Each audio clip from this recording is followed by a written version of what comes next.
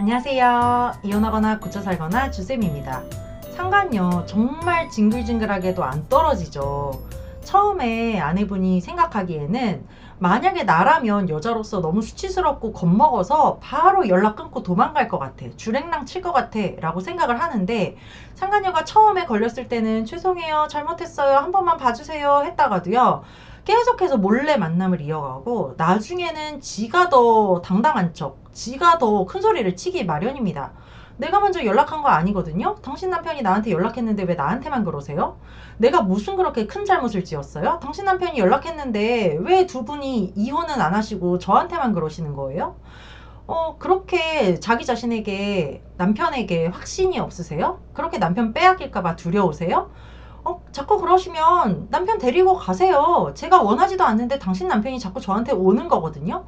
요딴 소리까지 해대면서 막 도발을 하고 오히려 공격을 해오죠. 그러면 아내분들은 예상치 못한 이 상간녀의 도발 이런 반응에 어버버버 하게 됩니다. 아니 내가 생각했던 그런 상황이랑 너무 다른 전개가 막 펼쳐지는 거야. 그래서 이렇게 뻔뻔하고 어이없는 말을 하는 상간녀들이 요즘 점점 갈수록 늘어나고 있는데 어떤 상간녀일수록 이렇게 뻔뻔하고 떼내기 힘들고 아내분들이 상대하기 어려운지에 대해서 오늘 이야기해 보겠습니다. 구독과 좋아요 눌러주세요. 첫 번째는 가까운 상간녀입니다. 가깝다는 것이 심리적인 거리가 아니라요. 물리적으로 가까운 상간녀일수록 떼내기 어렵다는 거예요.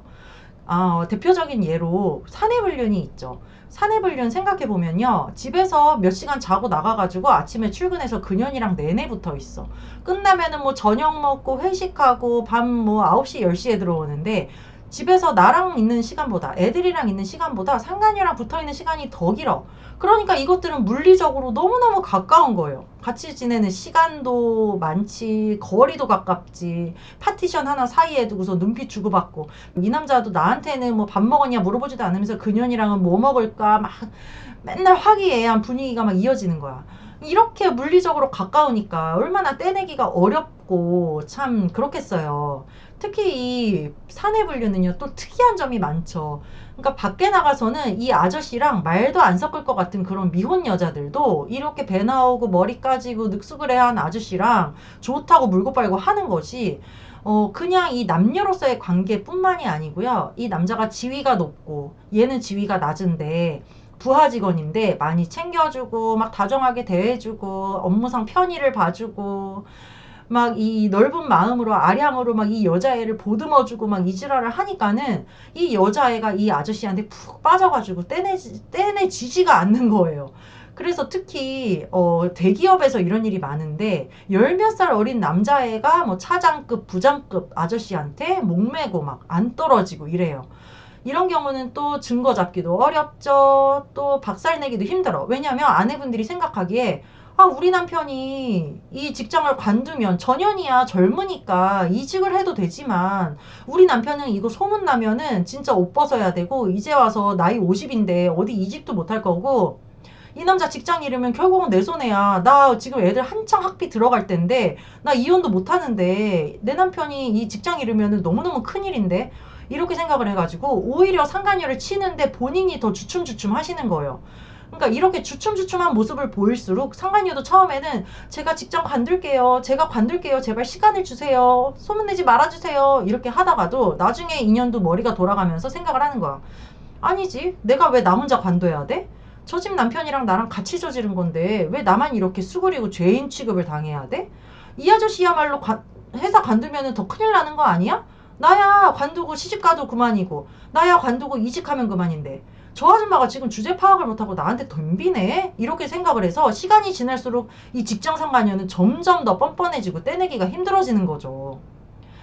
그래서 이 직장 상간녀인 경우에는요. 내 남편도 옷 벗긴다. 내 남편 백수돼도 상관없다. 네 연놈도 둘 다 잘려도 상관없다는 기세로 덤벼야 사내불륜이 끝날까 말까입니다. 그래서 아내분들이 좀 더 용기를 가지고 덤비셔야 돼요. 그리고 또 물리적인 거리가 가까운 경우, 진짜 집이 가까운 경우, 이 경우도 정말 떼내기가 힘듭니다.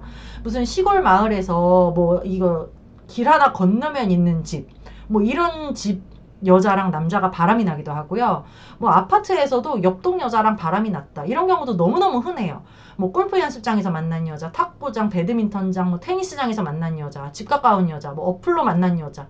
이런 여자랑 집으로 드나들게 돼요. 집이 가까우면요. 또 증거 잡기가 너무너무 어려운 게 집으로 맨몸으로 홀라당 올라가서 엘리베이터 타고 왔다 갔다 하니까는 증거 잡기 너무 힘들죠.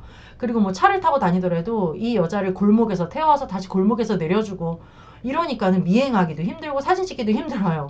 그래서 이렇게 집 가까운 여자가 정말 증거 잡기도 힘들고 떼내기도 어렵고요.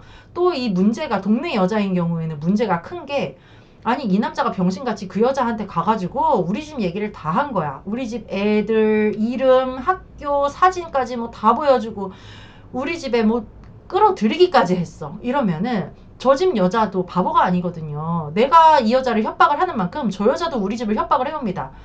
니네 애들 아빠가 그런 애들이 그런 사람인지 알아? 네 애들한테도 나 알릴 거야. 네가 우리 남편한테 알리면 우리 남편이 가만히 있을 것 같아? 우리 남편이 니네 집 가만 안 둘걸? 막 이렇게 하면서 오히려 역으로 막 협박을 해오니까 아내분이 너무너무 막 겁을 먹는 거예요. 나만 생각하고 이 남편 미운 것만 생각을 하면 상간남 소송을 당하든 와서 멱살이 잡히든 그냥 막 해버릴 텐데 우리 애들 학교도 알고 있고 이름도 알고 있고 막 별걸 다 알고 있네. 아, 정말 이 남편이 무슨 생각으로 저 여자한테 이런 얘기까지 했을까. 이렇게 약점 잡혔는데 내가 이거를 세게 할 수가 없네 싶어가지고 이 여자한테 아무것도 못하는 경우가 많아요. 오히려 협박을 당해요. 그러니까 이렇게 동네 여자인 경우에도요. 내가 그냥 애들 학교도 파가지고 옮길 생각으로 타지로 이사를 갈 생각으로 덤벼야지 이것들이 끝나지 전전긍긍 해가지고는 끝나지가 않습니다. 그리고 두 번째 떼내기 어려운 유형의 상간녀는요. 잃을 게 없는 상간녀예요. 이 상간녀가 뭐 잃을 게 있어야지 야 너 내 남편한테서 안 떨어지면 내가 너 가만 안 둔다 이렇게 협박이라도 하잖아요. 그러니까 가정이 있는 상간녀면 너 한 번이라도 더 내 남편 만나면 네 남편한테도 얘기하고 네 자식들한테도 까발릴 거야. 네 사위한테 내가 알릴 거야. 협박할 수 있죠. 멀쩡한 직장 다니는 상간녀면요. 네 직장에다 내가 까발리고 상간녀라고 내가 너 1인 시위하고 전단지 뿌려버린다. 할 수 있죠. 상간녀가 미혼녀고 부모랑 살고 뭐 멀쩡한 가정의 상간녀면은 너 내가 앞으로 앞길 막는다. 네 결혼식 가서 내가 전단지 뿌릴 거다. 내가 너 앞으로 쫓아다니면서 너 애 낳고 살고 할 때마다 내가 뭐 알려버린다. 소문낸다. 네 앞길 막는다. 그리고 네 부모한테도 내가 알려서 너 머리 빡빡 밀어버리라 그런다. 이렇게 협박이라도 하고 두려워하는 게 있단 말이에요. 두려워하는 게 있어야지 이 여자가 행동을 고치는 건데 잃을 게 없는 상간녀는 두려울 게 없어요. 그러니까 가진 게 없는 상간녀. 특히 노래방 도우미, 이혼하고 노래방 도우미 하는 상간녀라든지 업소녀 출신이라든지 이런 경우는 진짜 잃을 게 없는 여자들인 거야. 이미 막장 인생인 거야. 그러니까 잃을 게 없고 협박을 할 거리가 없어. 뭐 예를 들어서 이혼하고 애 키우면서 노래방 도우미 하는 상간녀다. 진짜 뭐 직장이 있어 뭐가 있어. 칠 게 결국은 그 집 자식한테 알리는 거밖에 없어요. 예전에 어떤 분은요 노래방 도우미 상간녀 자식들이 있어가지고 안 되겠다 진짜 이 엄마가 어떤 인간인지를 그 자식들한테 내가 얘기를 해야 되겠다 하고선 찾아가서 그 자식들한테 얘기를 했더니요 이 자식들도 이미 알고 있어. 자기 엄마가 몸 팔아서 자기네들 키우는 거 알고 있어가지고 오히려 큰 소리를 치더라는 거예요. 이렇게 잃을 거 없는 상간녀들은 협박할 거리도 없지 칠 것도 없지 뭐 그리고 또 걱정을 하시는 게 보니까 집도 없고 차도 없고 지 이름으로 된 게 아무것도 없는 년이던데 뭐 어디서 정기적으로 월급을 받아야 월급 통장을 압류라도 하지. 도저히 뭘 할 게 없는 거예요. 너무 뭐가 없는 년이고 보니까 내 남편이 나한테 생활비 200만 원씩 들주더니 저 여자한테 200만 원씩 생활비를 더 주고 있었네. 와 정말 내가 소송을 해봤자 만약에 판결이 나도 내 남편 주머니에서 위자료 나올 것 같고 전현이 이 핑계로 더 붙어먹을 것 같은데 이걸 어떻게 하면 좋나 막 도저히 저 여자를 어떻게 쳐야 되나 막 앞날이 막막하게 느껴져가지고 소송도 그냥 하지 말아야겠다라고 생각까지 하는 경우도 있어요. 그런데 제가 그럴 때 아내분 이럴 때일수록 없는 년일수록 돈으로 조져야 됩니다. 가장 합법적으로 마지막으로 할 수 있는 게 결국은 상간녀 소송인데 그것마저 안 하면 저 여자는 진짜 털끝 하나 잃는 게 없게 됩니다. 소송이라도 하셔야 돼요 라고 이야기를 드려요. 그러니까 진짜 뭐 빨간 딱지 붙일 각오하고 유체동사 남녀 해가지고 현관문 열고 빨간 딱지 붙일 생각까지도 하고선 덤벼야지 전연이 떨어질까 말까지 아 제가 잃을 게 없네, 쟤한테 뭐 빼앗을 게 없네, 더 이상 뭐 할 게 없네 하고 손 놓고 있어서는 절대 안 된다는 거죠. 그리고 세 번째 떼내기 힘든 상간녀는요, 오래되고 깊은 상간녀입니다. 간혹 상간녀 중에 이런 경우가 있어요. 전 여친이야, 이 남자랑 만나서 연애하기 전부터 만나던 여자야. 그 전 여친이랑 어떻게 해서 또 인연이 돼가지고 지금까지도 이어져 오면서 불륜을 또 저질렀네. 오랜만에 동창회 가서 만난 년이랑 바람이 났네. 얘가 첫사랑이라네. 이런 경우가 있어요. 이런 경우도 정말 떼내기 힘든 게 이 여자들이 착각을 합니다. 너무 웃긴 게요. 인연들이 지가 본처라고 착각을 해요. 그러니까 너가 이 남자 만나기 전부터 나는 얘랑 알고 있었어.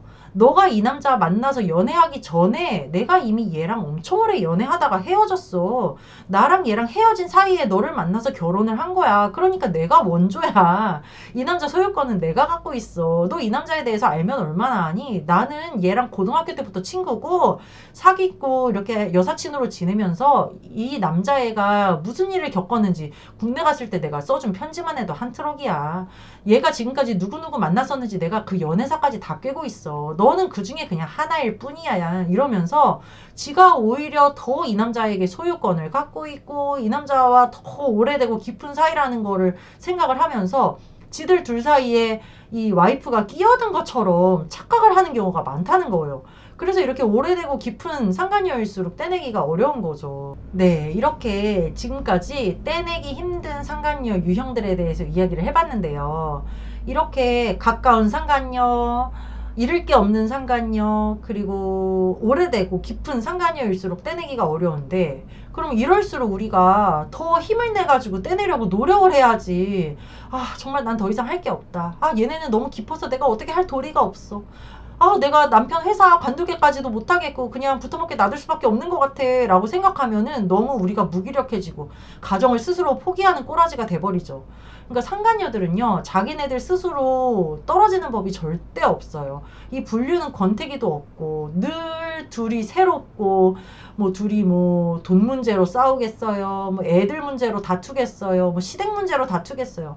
늘 둘이 만나서 즐거운 얘기, 행복한 얘기 깔깔거리면서 맨날 그 쾌락만 추구하기 때문에 둘이 가만히 놔두면 5년이고 10년이고 15년이고 분류는 그렇게 오랫동안 가는 관계입니다.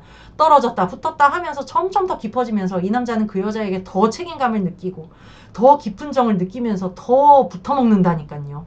그래서 우리가 컨트롤할 수 있는 부분이 또 있잖아요. 얘네가 물리적으로 가깝다. 그러면 물리적으로 떼내야 되고, 얘네가 오래됐다. 그러면 포기하지 말고 지금부터라도 내가 이것들 떼내는데 전력 투구해야 되겠다.